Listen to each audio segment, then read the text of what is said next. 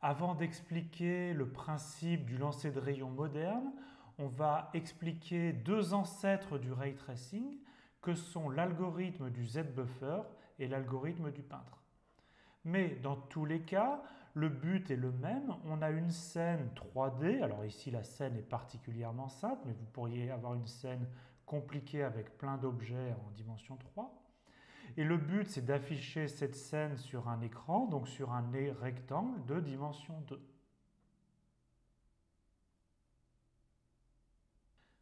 On commence par l'algorithme du Z-buffer. Vous allez voir que c'est très simple. Tout d'abord, qu'est-ce que c'est qu'un écran? Un écran, d'un point de vue mathématique, c'est une grille de pixels et chaque pixel est repéré par des coordonnées IJ. D'un point de vue informatique, un écran, c'est une zone de la mémoire graphique qu'on appelle le buffer, qui correspond à un tableau indexé par I et J qui correspondent à nos pixels. Et à chaque élément du tableau, on associe une couleur, par exemple par le système RGB. Donc, on résume qu'un écran, ça correspond en fait à un triplet, I, J et une couleur. Par contre, qu'est-ce que c'est que les objets de notre scène 3D? Il va falloir rajouter une dimension. Donc, qu'est-ce que c'est qu'un objet de 3D? C'est un ensemble de quadruplets composé de un quadruplet est composé de I, J, Z pour la profondeur, pour la dimension supplémentaire, et bien sûr une couleur. Donc les objets de notre scène sont des ensembles de quadruplets. Maintenant, l'algorithme du Z-buffer consiste à colorier notre écran pixel par pixel. Donc on initialise notre écran avec une couleur de fond, noir par exemple, ou la couleur transparente. D'accord ? Et maintenant, vous voulez décider la couleur de ce pixel-là. Vous regardez tous les IJ de votre scène. Donc vous regardez pour tous les objets la couleur des objets IJ et aussi leur profondeur. Et vous colorez votre pixel avec la couleur de l'objet le plus proche. Et vous répétez ça pour tous les IJ. Reprenons nos explications précédentes et formalisons-les dans l'algorithme du Z-buffer. Donc dans cet algorithme, on va itérer sur chacun des pixels IJ de notre écran. Et on va les colorer un par un. Donc pour chacun de ces pixels IJ, on commence par définir une variable profondeur initialisée à plus l'infini. Ça veut dire que pour l'instant, on considère que pour cet objet IJ, on ne lui attribue pas de couleur. Et maintenant, on va itérer sur chacun des objets de la scène. Alors, je vous rappelle qu'un objet 3D, c'est un ensemble de quadruplets IJ, Z couleurs. Mais on va seulement considérer les quadruplets qui commencent par I et J, qui sont bien les coordonnées de notre pixel qu'on est en train de colorer.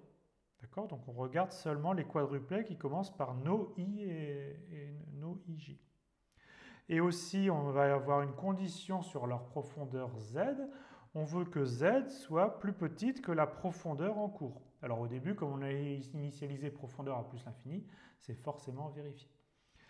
Donc imaginons qu'on commence par regarder les quadruplets de l'objet bleu, de notre carré bleu.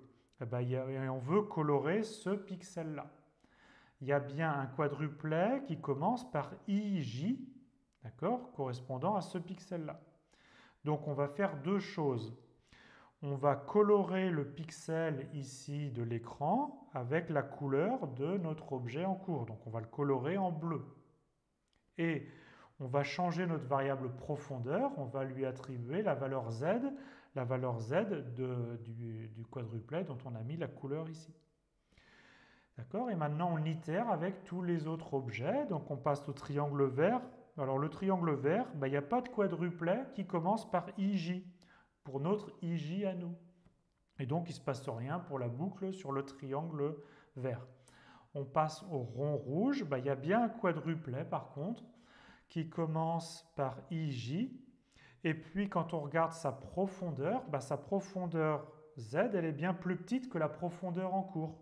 Notre pixel ici de l'objet rouge, il est bien plus proche que l'élément du carré bleu. Donc on va faire deux choses. On va colorer le pixel de l'écran avec la couleur rouge, parce que ici l'élément il est plus proche. Et on va évidemment changer notre variable profondeur avec cette nouvelle valeur de z. Et on itère comme ça pour tous les objets de la scène. Et une fois qu'on a fait traiter ce pixel IJ, on passe à un pixel suivant.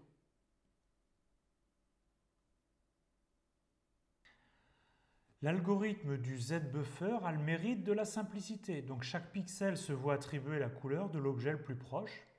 Et il va fonctionner aussi avec des objets entrelacés. Donc regardez bien ici cette scène de entrelacs borroméens. Donc regardez d'abord l'anneau rouge. L'anneau rouge, il est devant l'anneau bleu. Maintenant regardez l'anneau bleu, il est devant l'anneau vert. Mais l'anneau vert, il est devant l'anneau rouge. Donc il n'y a pas un objet qui est plus proche des autres de l'écran. Et pourtant, la scène est fidèlement rendue par l'algorithme du Z-buffer. Donc la position des objets par l'algorithme du Z-buffer est rendue de façon correcte du point de vue de l'observateur. Mais par contre, l'algorithme du Z-buffer n'a pas tenu compte de l'éclairage. On passe au second algorithme qui s'appelle l'algorithme du peintre ou l'algorithme de Z-sorting. L'analogie se fait avec un peintre qui part d'une toile blanche et qui applique des touches et des retouches de peinture. Et qu'est-ce qu'on perçoit à la fin? À la fin, on perçoit seulement la couche supérieure. Donc pour notre scène 3D, on va supposer que les objets ne sont pas entrelacés. On va trier les objets du plus loin au plus proche et on va d'abord dessiner l'objet le plus loin, ici le carré bleu. Donc on dessine le carré bleu à l'écran et ensuite on passe au triangle vert. On va dessiner le triangle vert à l'écran, quitte à superposer des couleurs sur ce qu'on a déjà dessiné. Et on termine avec le rond rouge qui est l'objet le plus proche. Reprenons sur nos exemples les trois étapes très simples de l'affichage. On affiche d'abord le carré bleu qui est l'objet le plus loin et ensuite on surimpose à l'écran le triangle vert quitte à effacer donc des pixels bleus déjà dessinés. Et on termine bien sûr par le rond rouge qui est l'objet le plus proche. Donc l'algorithme du peintre, il a le mérite encore une fois d'être très simple. Il est aussi très rapide puisque cette fois on traite objet par objet et pas pixel par pixel. Alors il a quand même des inconvénients, c'est-à-dire qu'il faut au préalable avoir trié les objets par profondeur. Et déjà ça suppose que c'est possible, donc les objets ne sont pas entrelacés. Mais c'est aussi une opération qui peut demander pas mal de temps pour faire ce calcul préalable. Alors il y a un autre avantage à notre algorithme du peintre, c'est qu'on peut faire de la transparence. Par exemple ici, au lieu d'appliquer vraiment la couleur verte à notre triangle vert, on peut appliquer une couleur verte légèrement transparente, ce qui fait qu'on va voir derrière toujours une trace de notre carré bleu. Et donc ça peut faire un effet de profondeur très sympathique. Alors il y a d'autres inconvénients à l'algorithme du peintre, c'est-à-dire que si vous avez beaucoup d'objets sur votre scène, vous allez tous les afficher à l'écran. Mais il y a sûrement beaucoup d'objets qui vont être cachés puisqu'ils sont derrière d'autres objets. Et donc vous affichez à l'écran beaucoup d'objets qui à la fin ne seront pas visibles et donc vous avez effectué beaucoup d'opérations inutiles. Et enfin, dernier inconvénient, mais c'est comme pour l'algorithme du Z-buffer, on n'a pas tenu compte de l'éclairage.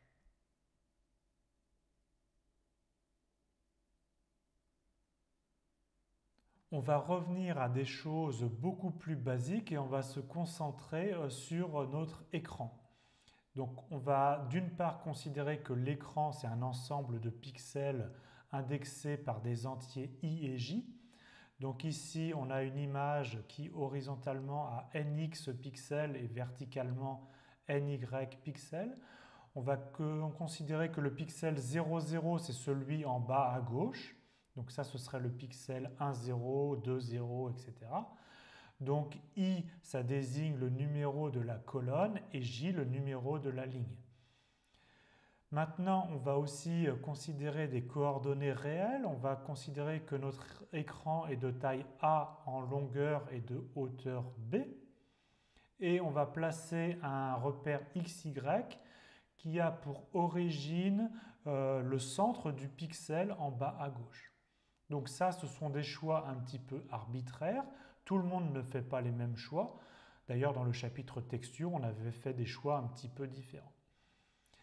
Et on va repérer un pixel par les coordonnées de son centre. Et donc, on va donner la formule pour calculer le centre du pixel IJ dans les coordonnées XY.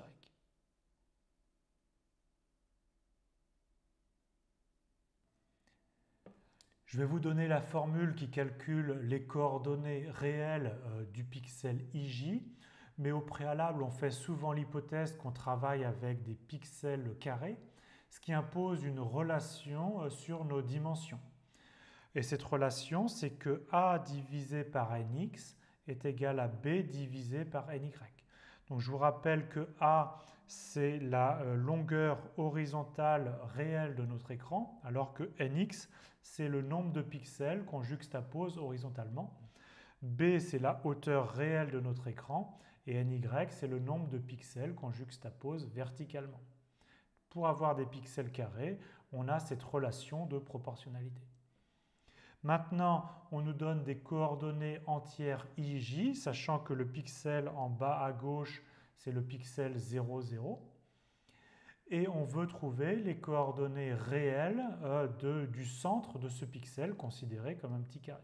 Et tout simplement, la formule des coordonnées réelles du centre du pixel IJ, c'est en abscisse I fois A sur Nx, et en ordonnée, J fois B sur Ny. Et dans le cas des pixels carrés, en fait, le réel A sur Nx est égal à B sur Ny.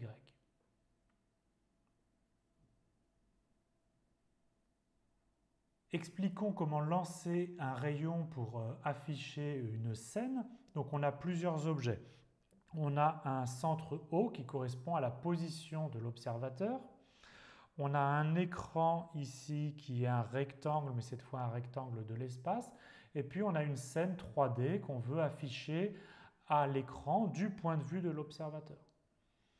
Ce qu'on va faire, c'est que pour éclairer un pixel de l'écran, on va lancer un rayon issu de l'observateur à travers le centre de ce pixel. On va calculer l'intersection de ce rayon avec l'objet de notre scène. Et en fonction de la couleur de l'objet rencontré, on va colorer notre pixel ici IJ de la couleur de l'objet rencontré. Et on répétera ça pour chacun des pixels. Donc, il faut préciser un petit peu maintenant que l'écran, c'est un rectangle de l'espace, c'est-à-dire on va placer l'écran avec une troisième coordonnée dans un plan Z égale à constante qu'on va appeler Z égale F, pour F la focale. Et donc, les coordonnées du réel du pixel IJ sont maintenant IA sur NX, JB sur NY, et pour la troisième coordonnée, une constante F. Et maintenant, pour calculer notre lancer de rayon, on a besoin d'un vecteur dirigeant ce rayon qui passe par le centre du pixel IJ. Et donc, ce vecteur V indice IJ, c'est tout simplement le vecteur OEIJ, donc qui part de l'observateur et qui va au centre du pixel IJ. On a souvent besoin de vecteurs unitaires, et donc si vous préférez un vecteur unitaire, vous divisez ce vecteur-là par sa norme.